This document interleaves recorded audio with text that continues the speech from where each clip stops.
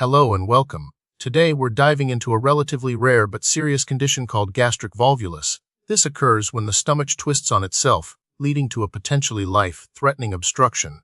Let's explore what causes it, how it affects the body, and what can be done about it.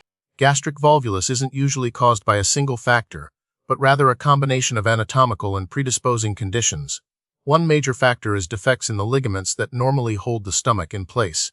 These ligaments, like the gastrohepatic, gastrosplenic, and phrenosophageal ligaments, can be weak or absent from birth, or they can become weakened over time due to things like trauma or previous surgeries. Another contributing factor includes conditions that increase the mobility of the stomach, such as hiatal hernias, where part of the stomach protrudes through the diaphragm. Other potential causes are gastric distension caused by overeating, air swallowings at aerophagia, or obstruction lower down in the digestive system. Rarely, external compression from tumors or adhesions can also contribute to the twisting. Now, let's understand the why and how behind gastric volvulus.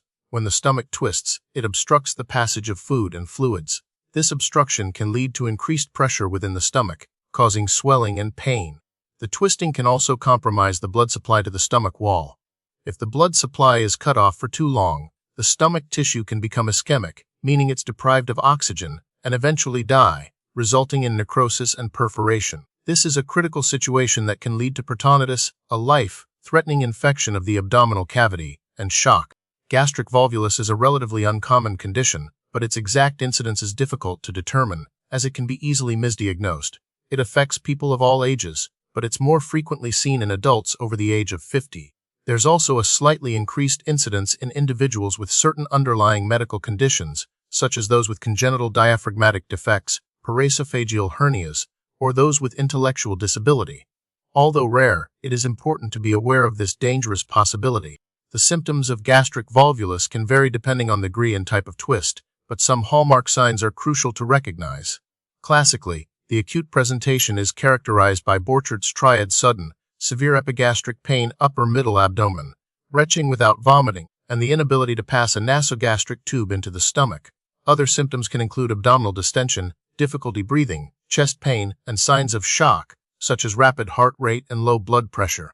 Chronic volvulus can present with less severe, more intermittent symptoms like nausea, vomiting, and vague abdominal discomfort that may be present for a longer time.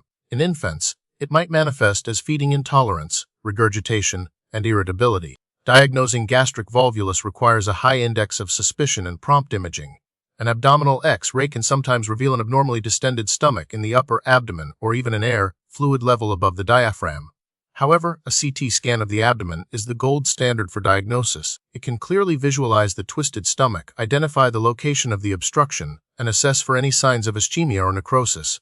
An upper endoscopy, where a flexible tube with a camera is inserted into the esophagus and stomach, can also be used to visualize the volvulus and rule out other conditions. But it's important to proceed with caution, as attempting to advance the endoscope through a twisted stomach can potentially cause perforation. Gastric volvulus can be classified based on the axis of rotation. Organoaxial volvulus, the most common type, involves rotation along the long axis of the stomach, from the cardia, the part closest to the esophagus, to the antrum, the part closest to the small intestine. Mesenteroaxial volvulus involves rotation around the short axis, from the lesser curvature to the greater curvature. A combined type is also possible. Volvulus can also be classified by its pattern. In complete volvulus, the obstruction is complete. In intermittent volvulus, the symptoms can come and go. Treatment for gastric volvulus depends on the severity of the condition and the patient's overall health. In acute cases, immediate intervention is necessary. Initially, a nasogastric tube may be attempted to decompress the stomach and relieve pressure. However, this is often unsuccessful due to the obstruction. The definitive treatment is usually surgical. Laparoscopic or open surgery can be performed to untwist the stomach derotation and secure it in its correct positions. Gastropexy. Gastropexy involves suturing the stomach to the abdominal wall or other nearby structures to prevent future twisting. In cases where the stomach tissue is necrotic, a partial or complete gastrectomy, removal of part or all of the stomach, may be required. It is crucial to address any underlying cause like hiatal hernia. While preventing gastric volvulus entirely can be difficult, especially in cases of congenital defects, there are some measures that can be taken.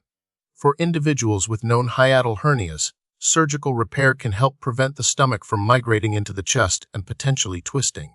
Avoiding overeating and excessive air swallowing may help reduce the risk of gastric distension, which can predispose to volvulus.